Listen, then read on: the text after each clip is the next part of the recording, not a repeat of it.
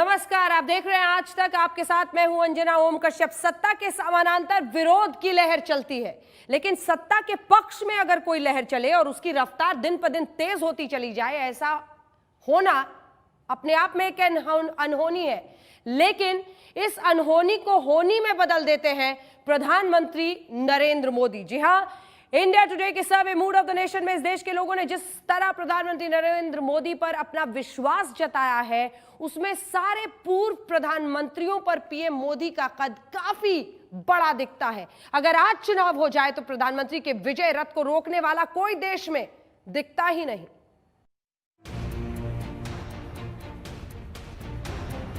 इस सरकार की पहचान है, हम समस्याओं को टालते भी नहीं हैं और न ही हम समस्याओं को पालते हैं। ये हमारी सरकार है जिसने ट्रिपल तलाक के खिलाफ कानून बनाया। 70 दिन के भीतर आर्टिकल 370 और 35A को हटाने का काम भारत की दोनों सदनों ने 2/3 बहुमत से पारित कर दिया। सिटीजनशिप एक्ट नागरिकता देने का कानून है। हम उस देश के वासी हैं जिसने दुनिया को युद्ध नहीं, बुद्ध दिए हैं, शांति का संदेश दिया है। राम जन्मभूमि विवाद सुलझना इस देश के लिए जरूरी था कि नहीं था? ये है प्रधानमंत्री नरेंद्र मोदी का जलवा। जय सिया राम। आपका ये प्रधान सेवक ये काम इसलिए कर पा रहा है क्योंकि हमारे लिए खुद से बड़ा दल है और दल से भी बड़ा देश है। लेकिन क्या प्रधानमंत्री मोदी का ये जलवा इतिहास के तमाम प्रधानमंत्रियों से प्रतियोगिता कर रहा है? Long years ago, we made a tryst with destiny. देश में सबसे लंबे समय तक प्रधानमंत्री रहे जवाहरलाल नेहरू क्या पीएम मोदी से लोकप्रियता में काफी पीछे छूट गए हैं? हम इस भारत को एक सुंदर भारत, एक साफ भारत, एक प्रगतिशील भारत, एक चमकता भारत हम बनाएंगे। क्या सबसे ज्यादा धमक से राज करने वाली पूर्व प्रधानमंत्री इंदिरा गांधी की जन छवि पर प्रधानमंत्री मोदी की छवि भारी पड़ रही है? आशा बलवती राजन, ये संसार आशा पर कायम है। क्या बीजेपी से निकले पहले प्रधानमंत्री अटल बिहारी वाजपेयी का तेज भी जनता की नजरों में पीएम मोदी के सामने फीका पड़ने लगा है? क्या है हिंदुस्तान के लोगों का मिजाज? 70 साल में भारत के बदलते नेतृत्व को लेकर क्या है उनका नजरिया? इन सारे सवालों पर इंडिया टुडे कार्वे इनसाइट्स ने सर्वे किया, जिसमें बहुत प्रमुखता के साथ ये बात उभर कर आई कि क्या पड़े हो चक्कर में कोई नहीं है पीएम मोदी की टक्कर में। लोग मुझे कभी कभी पूछते हैं कि मोदी जी थकते नहीं हो क्या, इतना दौड़ते रहते हो? मैंने कहा 125 करोड़ देशवासी हर पल मुझसे एक कदम आगे चलते हैं, हर बात में मेरा साथ देते हैं। उनके लिए ये जिंदगी खपाने का जो आनंद है वो मुझे थकने नहीं देता है, मुझे काम करने की प्रेरणा देता है। कि मैं विधि द्वारा स्थापित भारत के 2019 में मोदी की दोबारा ताजपोशी के बाद ये तो साफ हो गया था कि मौजूदा विपक्ष मुकाबले के लायक नहीं है, लेकिन एक साल बाद भी हालात नहीं बदले। इस बीच कोरोना से लेकर आर्थिक मंदी और चीन से लेकर कश्मीर तक की समस्याएं सामने आईं, लेकिन इनके समाधान में मोदी की मेहनत पर लोगों को आज भी पक्का यकीन है। अपने सर्वे के स्टैम्प पेपर पर लिखकर लोगों ने इस भरोसे को जनहित में जारी कर दिया है और उसी का नतीजा है कि मोदी अपने पूर्वाधिकारियों पर भारी पड़ते दिख रहे हैं। सर्वे में लोगों से पूछा गया कि अब तक का सबसे बेहतर प्रधानमंत्री कौन है, तो 44% लोगों का जवाब आया नरेंद्र मोदी। दूसरे नंबर पर अटल बिहारी वाजपेयी आए, जिनको 14% लोगों ने बेहतर बताया, तो 12% लोगों की राय के साथ तीसरे नंबर पर इंदिरा गांधी हैं, जबकि नेहरू को 7% वोटों के साथ चौथा नंबर मिला। अक्सर प्रधानमंत्री मोदी की तुलना इनके मजबूत फैसलों के कारण इंदिरा गांधी से होती है। अब आप देखिए कि इस तुलना में लोगों की नजर में कैसे मोदी इंदिरा से बहुत आगे निकल जाते हैं। अगस्त 2018 में मोदी की लोकप्रियता 26% थी और इंदिरा गांधी की 20%।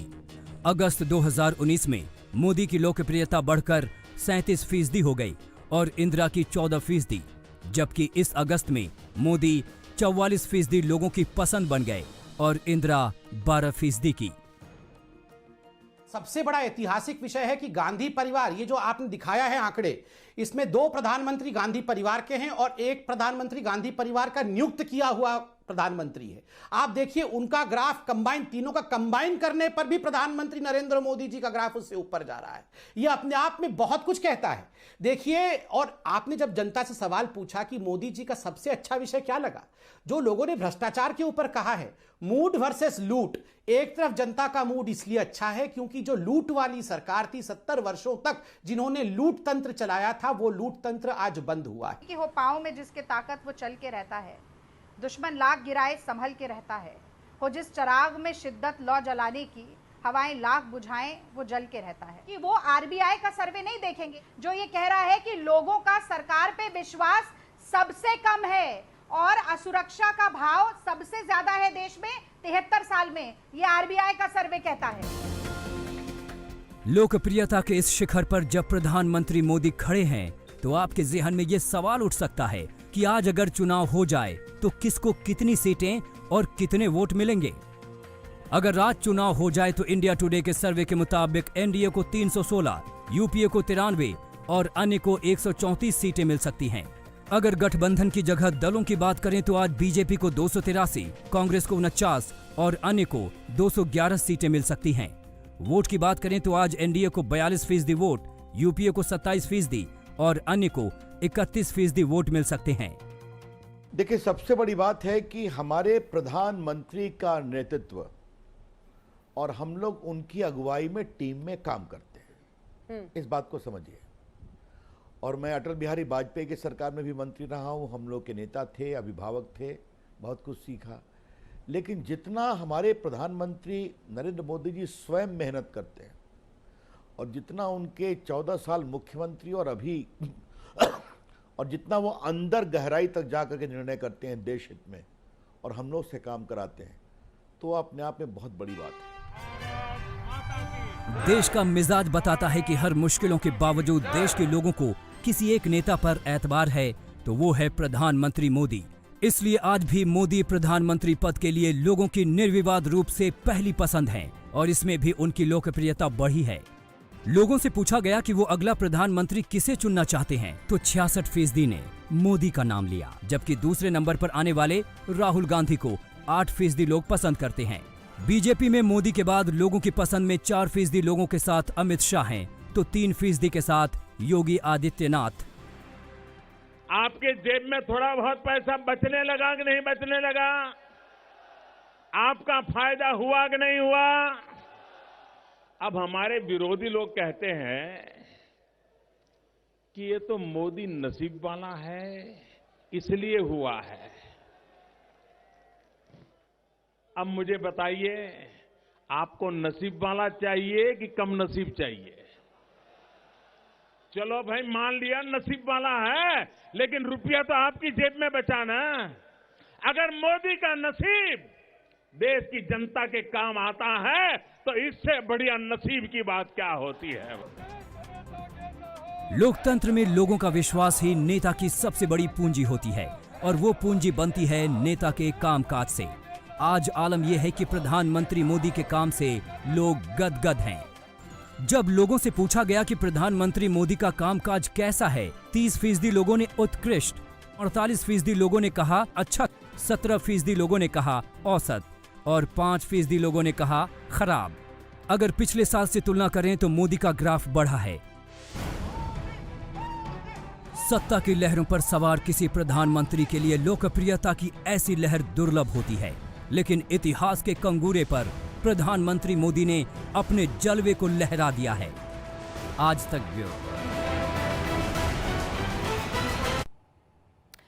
अमेरिका के महान क्रांतिकारी नेता मार्टिन लूथर किंग जूनियर ने कहा था कि यह मायने नहीं रखता कि आराम के वक्त पर आप कहां पर हैं, लेकिन चुनौतियों के बीच आप कितने बड़े फैसले, सख्त फैसले ले पाते हैं, यह तय करता है कि आपके नेतृत्व में कितनी कुशलता है। प्रधानमंत्री नरेंद्र मोदी ने हर चुनौती में सबसे आगे आकर ऐसा नेतृत्व दिखाया जिसकी वजह से शायद आज उनकी इतनी प्रशंसा होती है। लोग कह रहे हैं, सैटेलाइट फोटोग्राफ्स में दिखाई दे रहा है, लद्दाख की जनता कह रही है, आर्मी के रिटायर्ड जनरल्स कह रहे हैं कि चाइना ने हमारी ज़मीन छीनी है।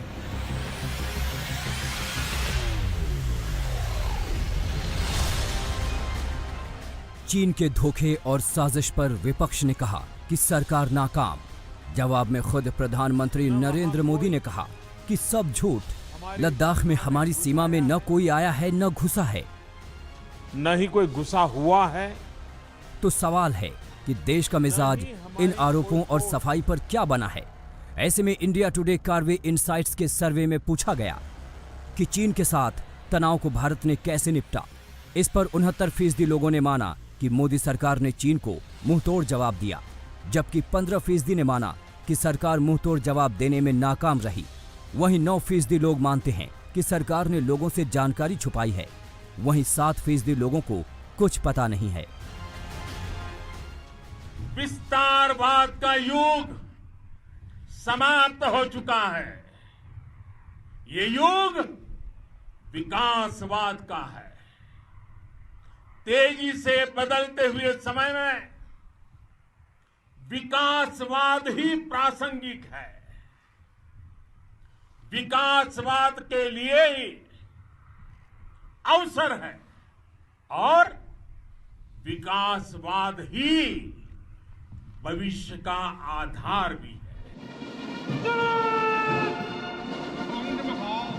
इस साल 1 अप्रैल को जब चीन ने अपने गणतंत्र की 70वीं सालगिरह मनाई तो राष्ट्रपति रामनाथ कोविंद से लेकर प्रधानमंत्री नरेंद्र मोदी तक ने बधाई दी।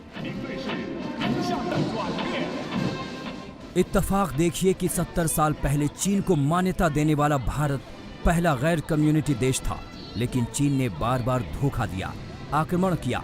इसीलिए जब चीन के लद्दाख वाली साजिश और अतिक्रमण पर पूछा गया कि क्या भारत को चीन से युद्ध करना चाहिए, तो जवाब में 59% लोगों ने कहा हाँ, 34% लोगों ने कहा ना, जबकि 7% लोग असमंजस में दिखे।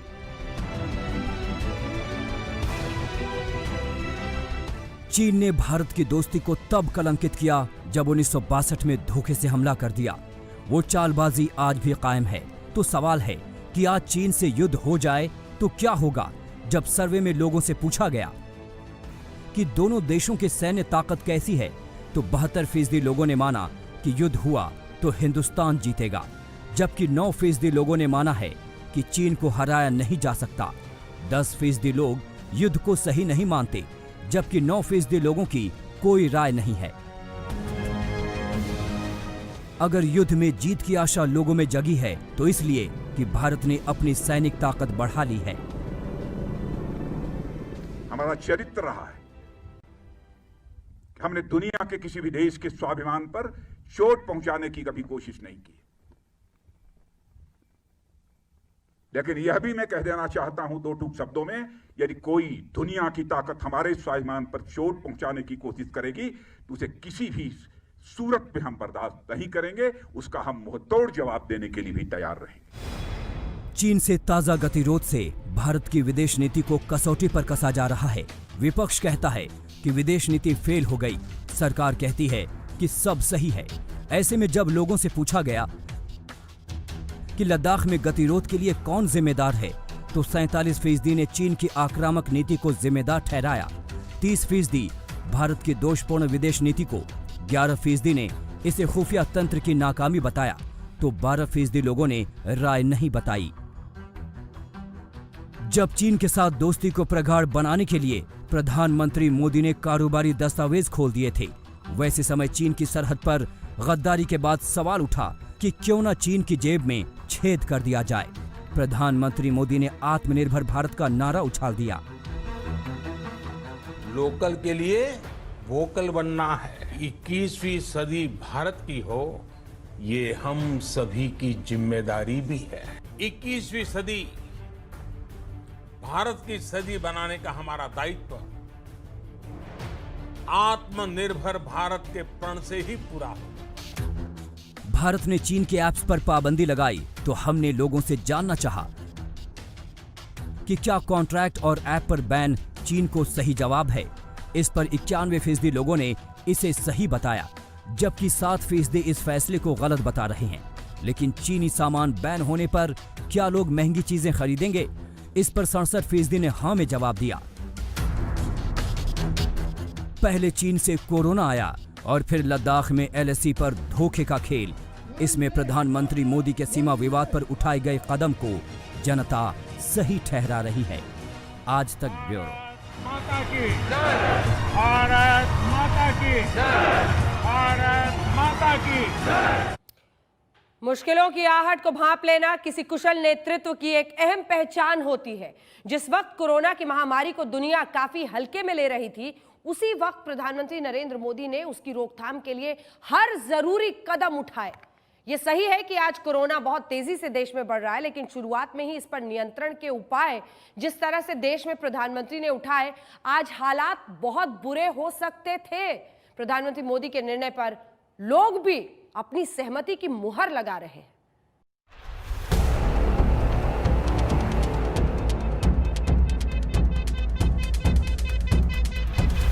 पूरे देश में आज रात 12 बजे से संपूर्ण देश में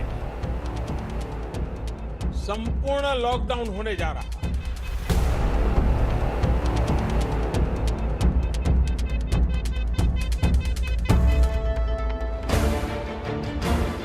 आज कोरोना की महामारी से हिंदुस्तान में 21.5 लाख से ज्यादा लोग प्रभावित हैं और 43,500 लोग दम तोड़ चुके हैं। ऐसे में सवाल उठ रहा है कि मोदी सरकार के लॉकडाउन का फैसला क्या कारगर रहा? ये सवाल लोगों से पूछा गया तो 34% लोगों ने कहा कि हाँ, 38% लोगों ने कहा कि हाँ, जान तो बची लेकिन आर्थिक तंगी भी बढ़ी। 25% लोगों ने कहा कि नहीं, इससे सिर्फ आर्थिक नुकसान बढ़ा, जबकि 3% लोगों की कोई राय नहीं बनी। आज आलम यह है कि भारत कोरोना मरीजों के मामले में दुनिया में 3रे नंबर का देश हो चुका है। बावजूद इसके आम लोगों का मिजाज मोदी के कामकाज से संतुष्ट दिखा। जब लोगों से पूछा गया कि प्रधानमंत्री नरेंद्र मोदी ने कोरोना को कैसे संभाला, तो 29% लोगों ने कहा बहुत अच्छे से, 48% लोगों ने कहा कि अच्छे से, जबकि 18% लोगों ने औसत बताया, जबकि सिर्फ 5% लोगों ने खराब कहा। साथियों, देश में जिस तरह सही समय पर सही फैसले लिए गए, आज उसी का परिणाम है कि भारत अन्य देशों के मुकाबले काफी संभली हुई स्थिति में है। आज हमारे देश में कोरोना से होने वाली मृत्यु बड़े बड़े देशों के मुकाबले काफी कम है। चीन से चले कोरोना के वायरस ने समूची दुनिया को डर के साए में रखा है। अमेरिका और यूरोप के तमाम देशों को सूझ नहीं रहा कि कैसे इस समस्या का हल निकालें। ऐसे में जब लोगों से पूछा गया कि दूसरे देशों के मुकाबले कोरोना से भारत की लड़ाई को कैसे देखते हैं, तो 43% ने कहा बेहतर, 48% ने माना ठीक ठाक, जबकि 7% ने खराब कहा। जब कोरोना का कहर लोगों की कारोबारी कमर को तोड़ने लगा, तो प्रधानमंत्री मोदी ने कोरोना से लड़ने के लिए 20 लाख करोड़ रुपए के पैकेज का ऐलान कर बड़ी राहत दी। आज तक ब्यूरो। ये जलवा है क्यों कहा जाता है? आप देश भर की अर्थव्यवस्थाओं को देखिए, सब डावाडोल है, लेकिन हिंदुस्तान में जिस तरह से मोदी के नेतृत्व में सरकार ने अर्थव्यवस्था को लेकर कई कदम उठाए, इन सब ने नए सिरे से जान फूकी है हमारी अर्थव्यवस्था में। स्वास्थ्य हो, अर्थव्यवस्था हो, हर पैमाने पर आज हिंदुस्तान ऐसी जगह पर है कि वो अपने आप को संभाल कर आगे बढ़ रहा है और तेजी से बढ़ रहा है। जिस वक्त कोरोना इंसान की जिंदगी के साथ उसकी जेब में भी छेद कर रहा है, उस वक्त अर्थव्यवस्था का सवाल सबसे बड़ा है, क्योंकि इस कोरोना काल में 22% लोगों का मानना है कि उनकी नौकरी और बिजनेस चला गया। 63% लोगों का मानना है कि उनकी कमाई घटी है, जबकि 1% लोग मान रहे हैं कि उनकी कमाई बढ़ी है, जबकि 14% लोग कह रहे हैं कि कोई बदलाव नहीं हुआ। लेकिन ऐसे आर्थिक संकट के दौर में भी लोगों का प्रधानमंत्री नरेंद्र मोदी पर विश्वास बना हुआ है। लोगों से पूछा गया कि आर्थिक तंगी से मोदी सरकार कैसे निपटी, तो 24% लोगों ने सरकार को उत्कृष्ट माना, 48% लोगों ने कहा कि अच्छे से, 21% लोगों ने औसत बताया, 6% लोगों ने खराब, जबकि 1% लोगों को पता नहीं। हालांकि लोगों की नाराजगी भी सरकार से कुछ मुद्दों पर बनी हुई है। सर्वे में लोगों से पूछा गया कि मोदी सरकार की अब तक की सबसे बड़ी नाकामी क्या है, तो 25% लोगों ने कहा कि कोरोना से निपटने का तरीका, 23% लोगों ने बेरोजगारी, लॉकडाउन में मजदूरों के विस्थापन को 14%, 11% ने महंगाई, 7% ने अर्थव्यवस्था और 6% ने स्वास्थ्य सेवाओं को मोदी सरकार की नाकामी बताया है। लेकिन इन तमाम मुश्किलों के बीच प्रधानमंत्री मोदी ने आत्मनिर्भर भारत का नारा तो उछाल दिया, लेकिन ज्यादातर लोगों को लगता है कि भारत में अभी अपने दम पर अपनी आर्थिक स्थिति सुधारने की क्षमता नहीं है। आज तक ब्यूरो। अयोध्या के मुद्दे पर कैसे जीता प्रधानमंत्री नरेंद्र मोदी ने लोगों का दिल, दिखाएंगे ब्रेक के बाद। देखते रहिए हमारी ये विशेष मंत्रोच्चार की ध्वनि गूंज रही थी।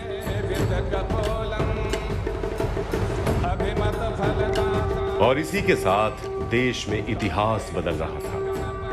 5 अगस्त को अभिजीत मुहूर्त में मोदी अयोध्या में भव्य राम मंदिर का शिलान्यास ही नहीं कर रहे थे। मंदिर आंदोलन से जुड़े लाल कृष्ण आडवाणी, मुरली मनोहर जोशी, अशोक सिंघल जैसे नेताओं और करोड़ों राम भक्तों के सपने को हकीकत की सरजमी पर उतार रहे थे। सियावर रामचंद्र की, सियावर रामचंद्र की जय सिया राम। अयोध्या में श्री राम के भव्य मंदिर का निर्माण बीजेपी के मूल एजेंडे में था, लेकिन मोदी सरकार के दौरान अयोध्या में भव्य राम मंदिर का भूमि पूजन संपन्न हो गया। साधु संतों की खुशियों की सीमा नहीं रही।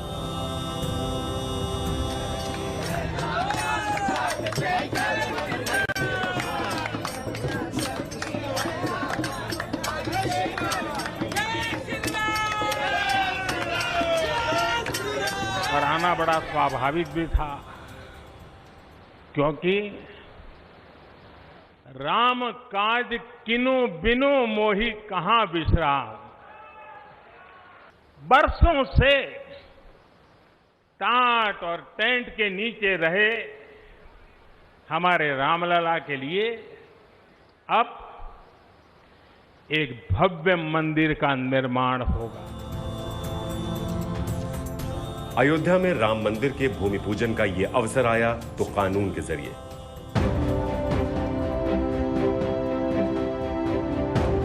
बाकायदा सुप्रीम कोर्ट के फैसले के आधार पर भूमि पूजन किया गया।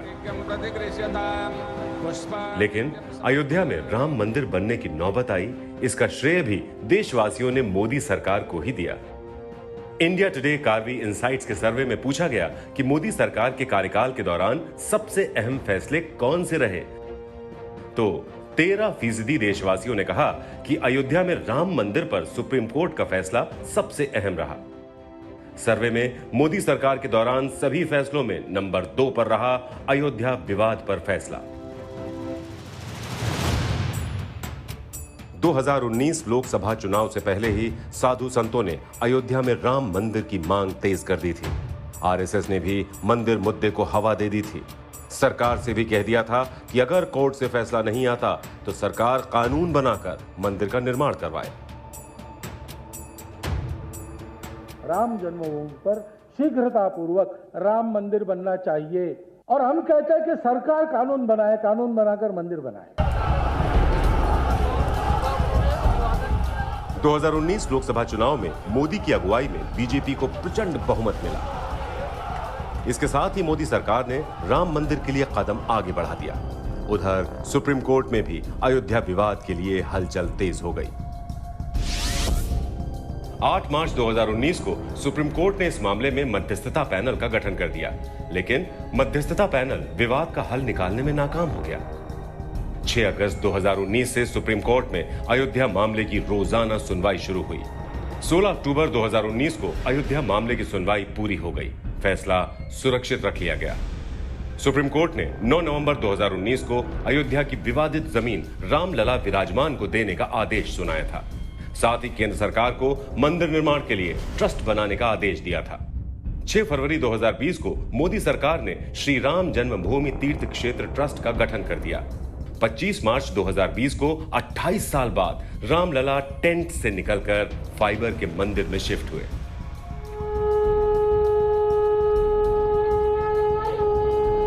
5 अगस्त को प्रधानमंत्री नरेंद्र मोदी ने अयोध्या में राम मंदिर का भूमि पूजन करके भव्य राम मंदिर की आधारशिला रख दी। जो प्रधानमंत्री ने राम की महिमा का बखान किया, सब में राम और हम और राम सबों में, और जो राम का एक व्यापक विस्तृत स्वरूप उन्होंने प्रस्तुत किया, और जो इस मंदिर की महिमा का उन्होंने जयगान किया कि यह मंदिर कैसा बनेगा, आशा का मंदिर, सर्जना का मंदिर, प्रगति का मंदिर, भारत के भविष्य को आशा की ऊंचाइयों पर ले जाने वाला मंदिर।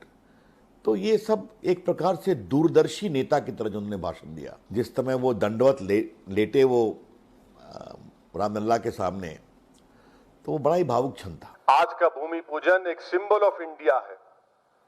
प्रधानमंत्री जी, आपको आपका मजहब मुबारक, आपको गुलवालकर की आइडियोलॉजी मुबारक, मगर आप देश के प्रधानमंत्री हैं। आपको ये बात समझने की जरूरत है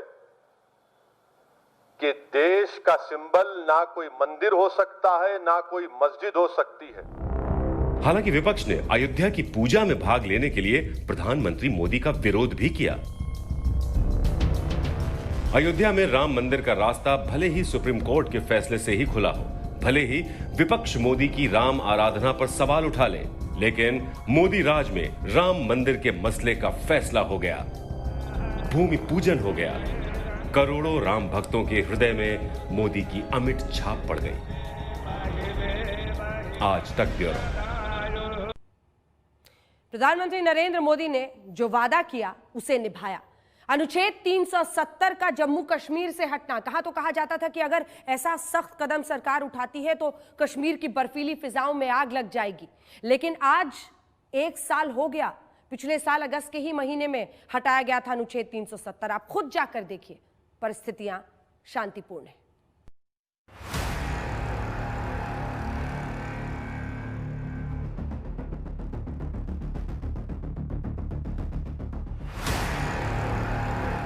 मोदी सरकार ने अपने दूसरे कार्यकाल की शुरुआत में ही 5 अगस्त 2019 को ऐतिहासिक फैसला लिया। जो अनुच्छेद 370 का मुद्दा विवादित होने की वजह से ठंडे बस्ते में पड़ा था, उसे झाड़ पोंछकर बाहर निकाला। प्रस्तुत करता हूं। गृह मंत्री अमित शाह ने राज्यसभा में अनुच्छेद 370 के एक खंड को छोड़कर बाकी सभी को हटाने का ऐलान कर दिया। अनुच्छेद 370 के सभी खंड लागू नहीं होंगे सिवाय खंड 1 के। मोदी सरकार ने अनुच्छेद 370 के तहत जम्मू कश्मीर को मिला विशेष राज्य का दर्जा छीन लिया। इसके साथ ही जम्मू कश्मीर राज्य का बंटवारा कर दिया। जम्मू कश्मीर को अलग केंद्र शासित प्रदेश बना दिया तो लद्दाख को अलग केंद्र शासित प्रदेश। अनुच्छेद 370 हटाने का मुद्दा बीजेपी के एजेंडे में था, जिसे मोदी सरकार ने अपनी दूसरी पारी में पूरा कर दिया। इंडिया टुडे कार्वी इनसाइट्स के सर्वे में पूछा गया कि मोदी सरकार की सबसे बड़ी उपलब्धि क्या रही। सर्वे में सबसे ज्यादा लोगों ने अनुच्छेद 370 हटाने के फैसले को सबसे बड़ी उपलब्धि करार दिया। 16% लोगों ने अनुच्छेद 370 हटाने को मोदी सरकार का सबसे बड़ा फैसला बताया।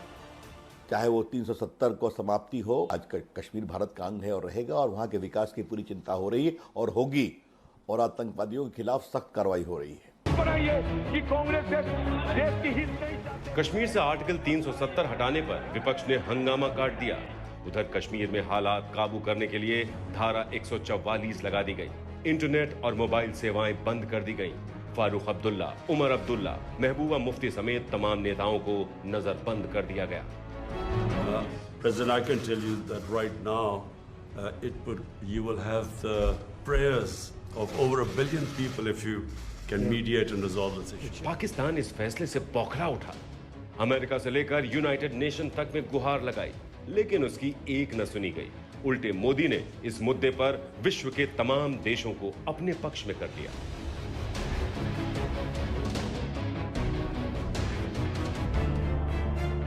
कश्मीर से आर्टिकल 370 हटाने के बाद अब वहां राजनीतिक गतिविधियां भी तेज होने के आसार हैं। इसी रणनीति के तहत बीजेपी के वरिष्ठ और अनुभवी नेता मनोज सिन्हा को जम्मू कश्मीर का नया राज्यपाल नियुक्त किया गया है। आज तक ब्यूरो। प्रधानमंत्री मोदी के नेतृत्व में लोगों का अटूट भरोसा है, तो मोदी सरकार के कई मंत्रियों में भी अपनी काबिलियत का लोहा मनवाया। गृह मंत्री अमित शाह नागरिकता कानून से लेकर अनुच्छेद 370 हटाने में अपना दमखम उन्होंने दिखाया, तो रक्षा मंत्री राजनाथ सिंह राफेल लड़ाकू विमान लाने से लेकर देश की सुरक्षा को लेकर अपने मजबूत इरादों का इजहार करते दिखे। वहीं मुख्यमंत्रियों की बात करें तो लोगों की नजर में उत्तर प्रदेश के मुख्यमंत्री योगी आदित्यनाथ का जवाब नहीं।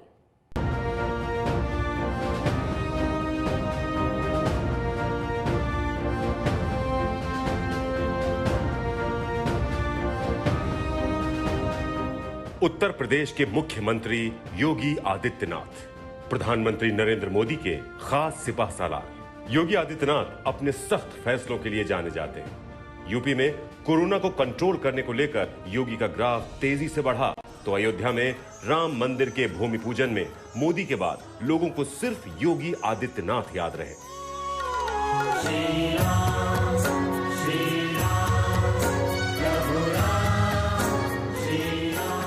मर्यादा पुरुषोत्तम भगवान श्री राम के मंदिर में इस समय रामलला विराजमान जहाँ पर हैं, अस्थाई मंदिर में शास्त्र सम्मत तरीके से चैत्र शुक्ल प्रतिपदा से भगवान राम विराजमान हैं और वहाँ पर उनके दर्शन करने की एक व्यवस्था दी गई है। सुरक्षा की पुख्ता व्यवस्था है। श्री राम जन्मभूमि तीर्थ जो क्षेत्र ट्रस्ट है वह वहाँ की व्यवस्था व्यवस्थित रूप से संचालित कर रहा है। अब कोई भी उसमें समस्या नहीं रही है। इंडिया टुडे कार्वी इनसाइट्स के सर्वे में सर्वश्रेष्ठ मुख्यमंत्रियों के बारे में भी सवाल किया गया। इस सवाल के जवाब में सबसे ज्यादा लोगों ने यूपी के मुख्यमंत्री योगी आदित्यनाथ को सर्वश्रेष्ठ मुख्यमंत्री करार दिया। योगी आदित्यनाथ को 24% लोगों ने सर्वश्रेष्ठ मुख्यमंत्री बताया। सर्वे में दूसरे नंबर पर रहे दिल्ली के मुख्यमंत्री अरविंद केजरीवाल, उन्हें 15% लोगों ने सर्वश्रेष्ठ मुख्यमंत्री करार दिया। तीसरे नंबर पर आंध्र प्रदेश के मुख्यमंत्री वाईएस जगन मोहन रेड्डी का नाम है, उन्हें 11% जनता ने सर्वश्रेष्ठ मुख्यमंत्री माना। इस नोएडा के संबंध में एक छवि बन गई थी कि कोई मुख्यमंत्री यहां आ नहीं सकता है।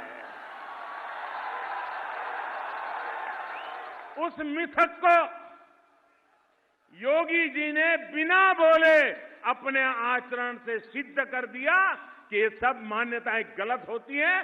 आधुनिक युग ऐसा हो नहीं सकता और इसलिए मैं योगी जी को हृदय से बधाई देता हूं।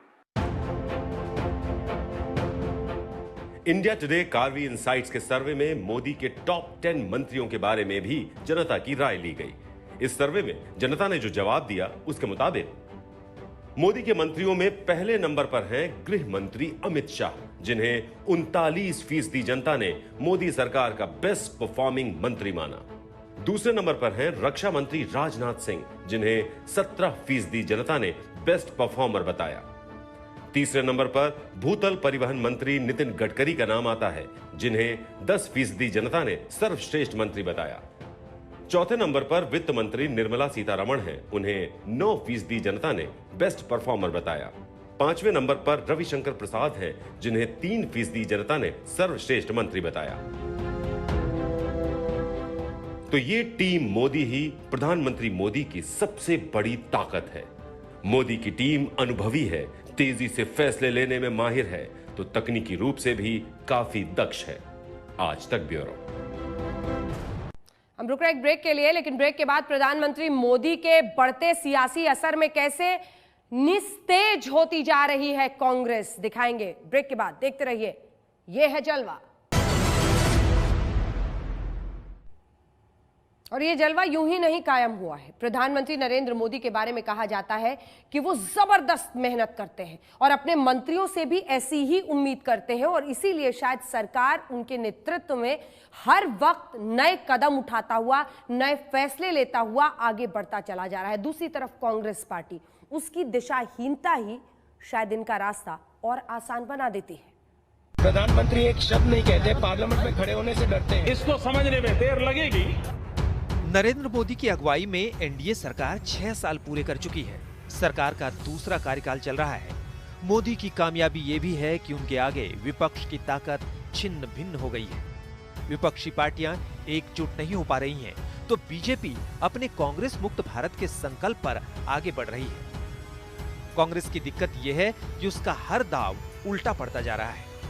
चीन के साथ लेह लद्दाख सीमा पर तनाव के बीच जिस तरह से कांग्रेस नेता राहुल गांधी ने सरकार की आलोचना की, उसके बारे में इंडिया टुडे कार्वी इनसाइट्स के सर्वे में जब पूछा गया तो 59% लोगों ने माना कि राहुल गांधी को राष्ट्रीय सुरक्षा से जुड़े मुद्दों पर सरकार पर हमला नहीं करना चाहिए था, जबकि 27% लोगों का कहना था कि राहुल गांधी ने वाजिब मुद्दे उठाए थे। यही नहीं, कोरोना महामारी के दौरान राहुल गांधी ने सरकार की जो आलोचना की वो भी जनता से हजम नहीं हुई।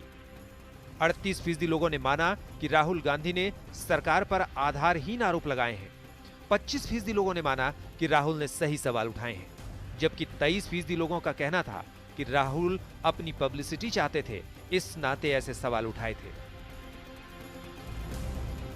विपक्षी पार्टियों में कांग्रेस की भूमिका के बारे में जब इंडिया टुडे कार्वी इनसाइट्स के सर्वे में सवाल किया गया तो सिर्फ 9% ने कांग्रेस की भूमिका को बेहतरीन बताया, 35% ने कांग्रेस की भूमिका को अच्छी बताया, 32% ने कांग्रेस की भूमिका को औसत बताया, जबकि 21% लोगों ने विपक्ष में कांग्रेस की भूमिका को बेहद कमजोर माना। राहुल गांधी कांग्रेस की भले ही कमजोर कड़ी दिखाई दे रहे हों, लेकिन लोगों का मानना है कि राहुल गांधी ही हैं जिसकी अगुवाई में कांग्रेस का कुछ भला हो सकता है। इंडिया टुडे कार्वी इनसाइट्स के सर्वे में पूछा गया कि कौन सा नेता कांग्रेस का पुनरुद्धार कर सकता है। सबसे ज्यादा 23% लोगों ने माना राहुल गांधी के नेतृत्व में कांग्रेस फिर से ताकतवर होगी। 18% लोगों ने माना कि मनमोहन सिंह के नेतृत्व में कांग्रेस मजबूत होगी। सर्वे में 14% लोगों का मानना था कि सोनिया गांधी के नेतृत्व में ही कांग्रेस अच्छी स्थिति में रहेगी। 14% लोगों ने कहा कि प्रियंका गांधी वाड्रा की अगुवाई में कांग्रेस को नई जिंदगी मिलेगी, जबकि 3% लोगों ने सचिन पायलट में कांग्रेस के पुनरुद्धार की। इसी के साथ इस विशेष पेशकश में इतना ही। देश दुनिया की बाकी खबरों के लिए आप देखते रहिए आज तक। नमस्कार, मैं हूं अंजना ओम कश्यप। हमें उम्मीद है ये वीडियो आपको पसंद आया होगा। लेटेस्ट खबरों के लिए यूं ही देखते रहिए आज तक, और इस वीडियो के पसंद आने पर लाइक, शेयर एंड सब्सक्राइब करना ना भूलें।